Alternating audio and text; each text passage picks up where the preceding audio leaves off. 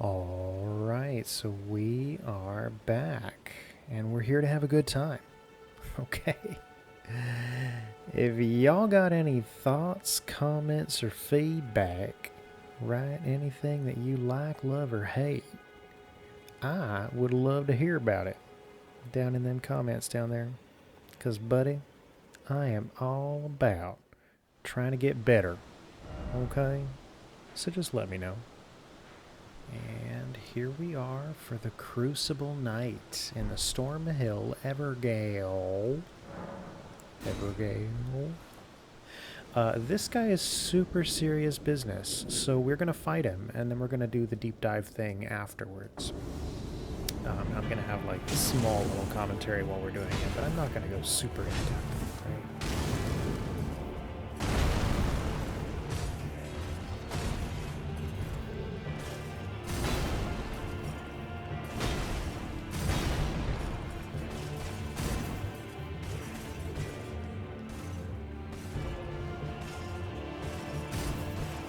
There's one of our punish windows.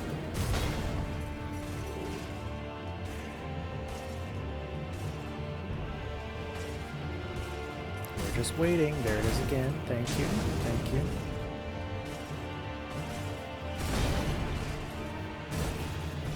And there's another one. That's what we're looking for.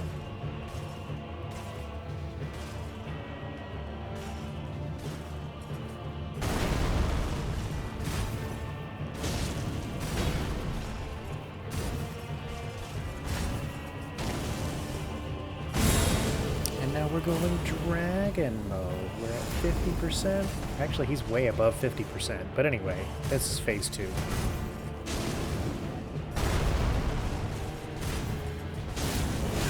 And there's that tail.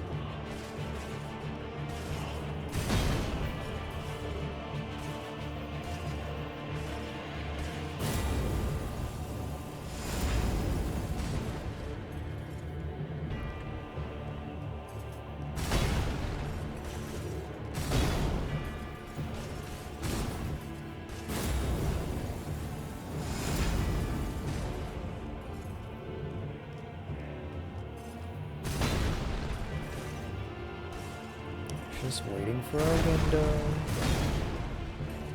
We don't want to do anything unsafe.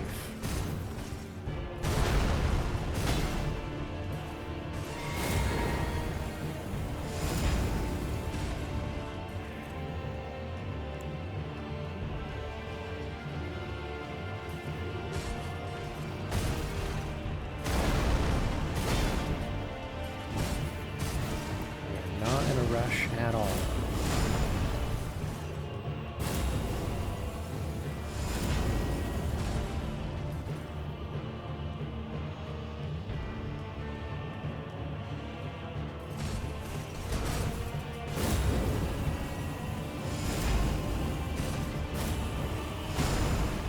That's our double mega tail.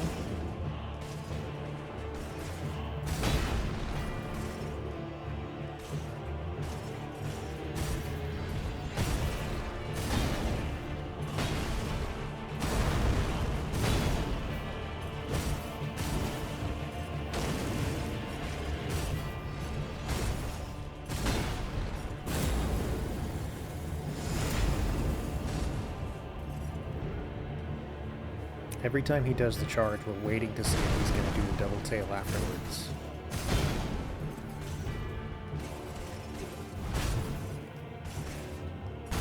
And I play a little scared after this point. There's a couple of parts where I don't punish a window when I should have.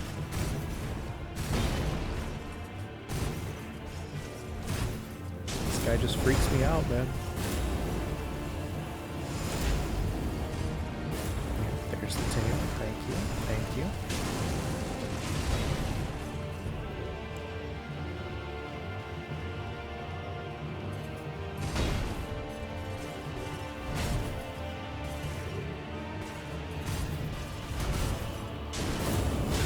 Oh, and we're almost there. Don't get greedy.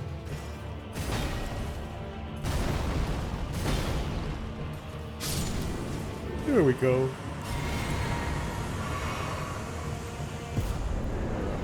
Set.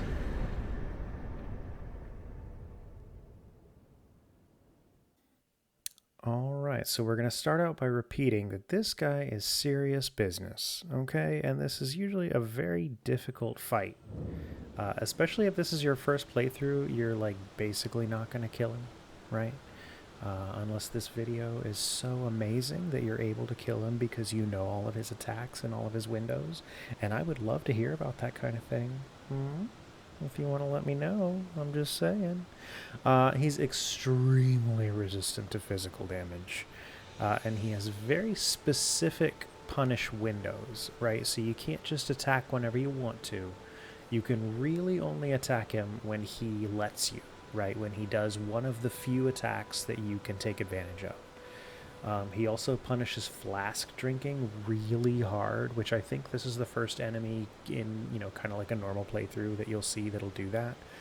It becomes more of a thing later on, but he, they say there's no input reading, right? But what you will find is that very consistently, if you're standing there and he's standing there and neither of you are doing anything and you push your flask button, he will immediately charge in and stab you while you drink. So you can really only drink your flask during a punish window. He's also very hard to stagger. Is there anything else? He's just really hard, right? There's nothing crazy. There's nothing like impossible to understand or whatever. He just hits fucking hard and he doesn't take a lot of damage. And he's just hard to deal with early on. He is vulnerable to magic damage in general. So Carrion Slicer for an int build is absolutely amazing. Catch Flame for my Faith build here did really well also. You can't really use anything with a longer casting time just because of that whole punish window situation, right? Like you can't just stand there and cast a spell because he'll smack you in the face. But Carrion Slicer and Catch Flame are both good, quick, short-range spells, and you really want to be in short range to punish what he's doing.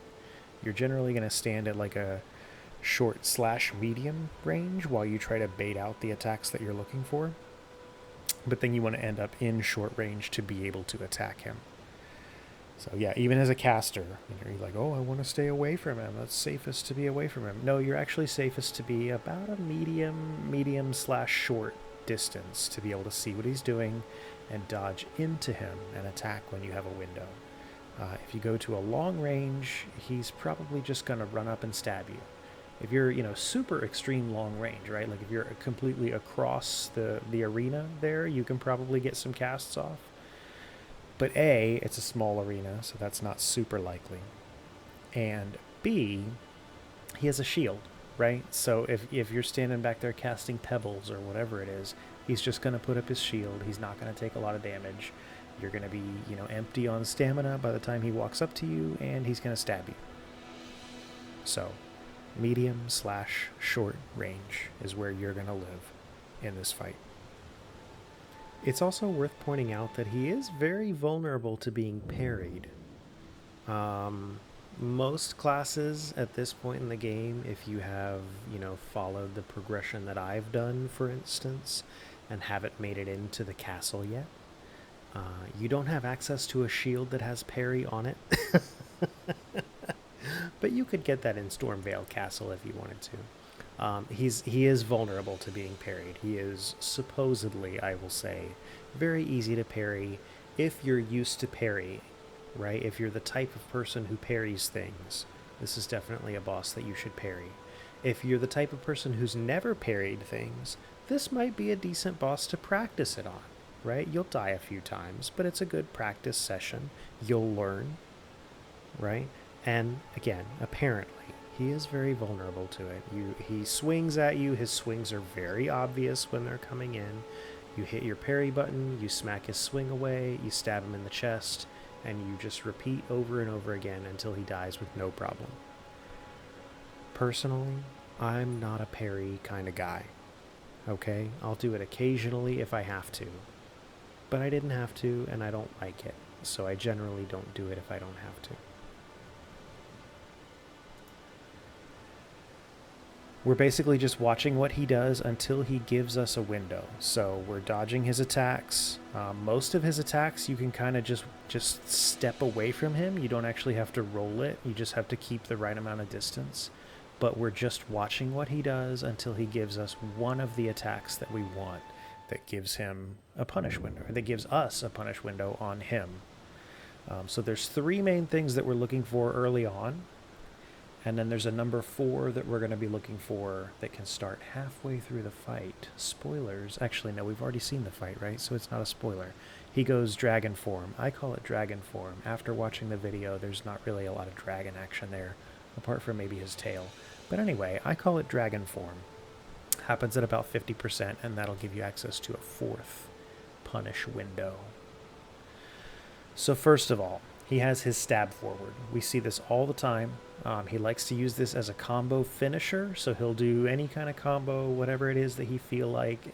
And if you're at medium distance, when he finishes his combo, he'll go hee-yah, and he'll stab forward into you. And that's a punish window, right? You roll into him, you get him with a smack, whatever it is, and you walk away.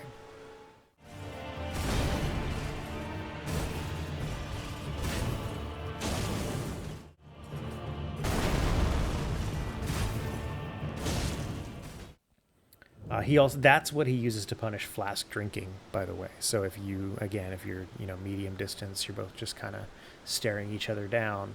You're like, oh, I'm at half health. Maybe I should drink a flask and then I can roll away before he attacks me. He's going to stab you.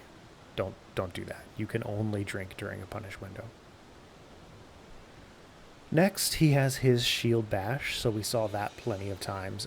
This is really the best one to see because this one isn't after a combo or anything, and nothing combos into it, right? It's just a single solo move by itself. This attack is the reason why we really want to hang out at like medium range when nothing's going on, because medium range is the range that is most likely to bait out him doing the shield bash. So just like the stab forward, you see the shield bash, you roll into him, and then you can get a hit.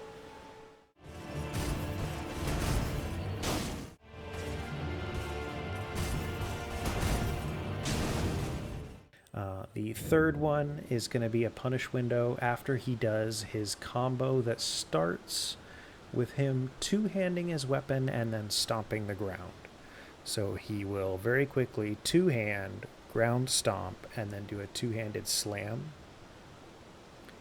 And either he stops at that point and then you've got a punish window where you can walk up and smack him, or if you're close enough, there's a good chance that he'll go into the last part of that combo, which is like a two-handed double swing around situation. He only really uses that if you're close enough to him to make him feel like he's going to hit you with it, right?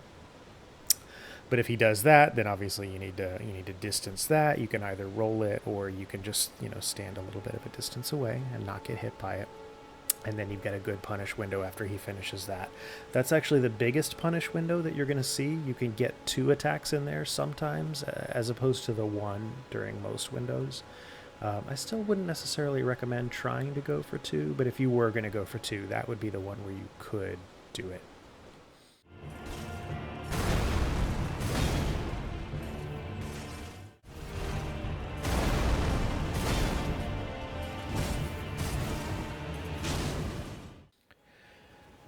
Last, the 4th punish window is the one that unlocks in dragon mode. And that is after he uses his double mega tail swipe. Now this is obviously only after you learn the timing for the double mega tail swipe and when you're supposed to dodge it, right? Because it is a little bit weird to get used to. Those tails hit way bigger than you think they would just by looking at them. So chances are, if he's using the tail, he can probably hit you, even if you don't think he can. So you want to roll into each tail, maybe at an angle, depending on the distance, right? Because the whole point is that you want to be able to end your second roll right next to him. So what I usually do, and I think what we see in this video here, is that when he does it, I kind of dodge at a diagonal, and then dodge again at a diagonal and end up next to him after the second tail swipe, and that's when we get our punish window.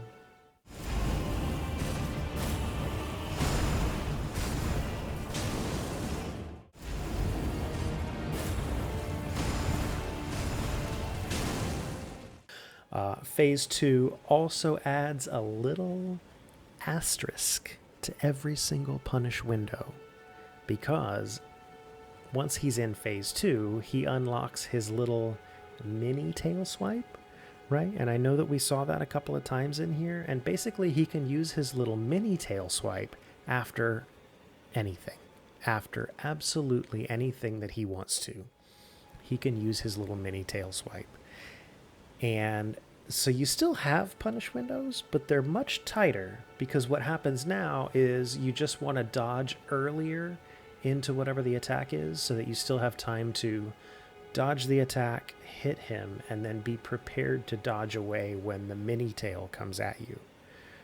I actually get hit by the mini tail a couple of times, but because I'm too slow in those times, right? But there's other times where you can see that I dodge in, I hit him, he does the mini tail, but I'm dodging away as he does it, because I know that that's the timing, right? You have to be faster. It's a tighter window once he has access to that attack. And he doesn't use it after everything, but he has the ability to use it after anything, if that makes sense. As far as other attacks, I mean, he just has he has a bunch of sword swings, right? We see that all over the place. The thing is, I don't really care about his other attacks if they don't give you a punish window. So you just dodge them, right? Just dodge the attacks. Again, most of his sword swipes, you can just kind of step away from him and space yourself to where you're not going to get hit. He also has a couple of ground stomps, so, classic Elden Ring style, those have some delay to them, so you'll have to recognize which stomp he's doing, because he's got a one-hand version of the stomp and a two-hand version, and you'll see the differences there. But you just want to just dodge when the stomp comes. Maybe you can jump it. I've actually never tried that, but there's certain attacks where if you jump, the attack won't hit you.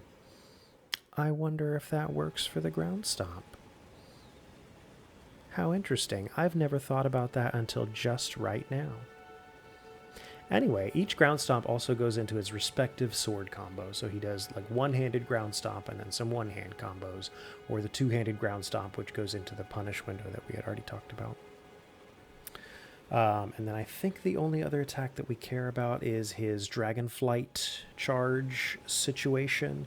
So that's the one that we see when he gets to 50% and goes dragon mode. He also can use it, any point after that, whenever he feels like it.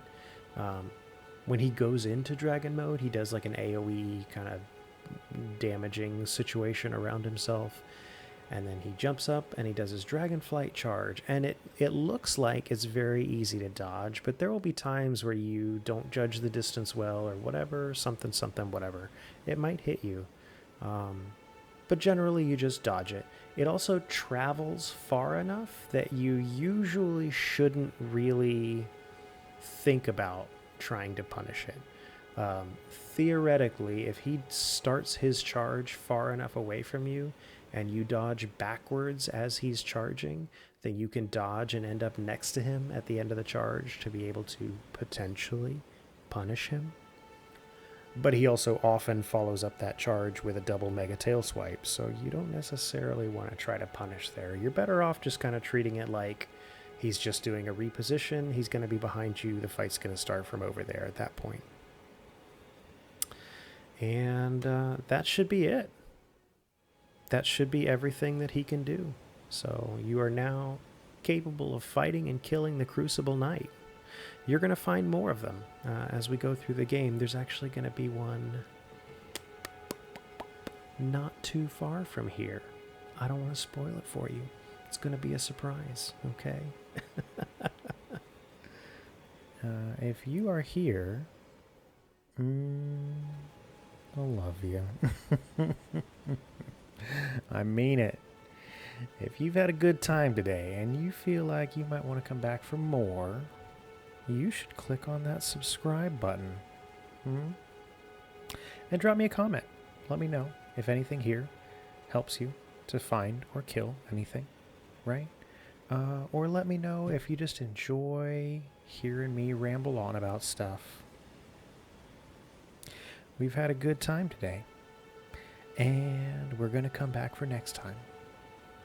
And I will see you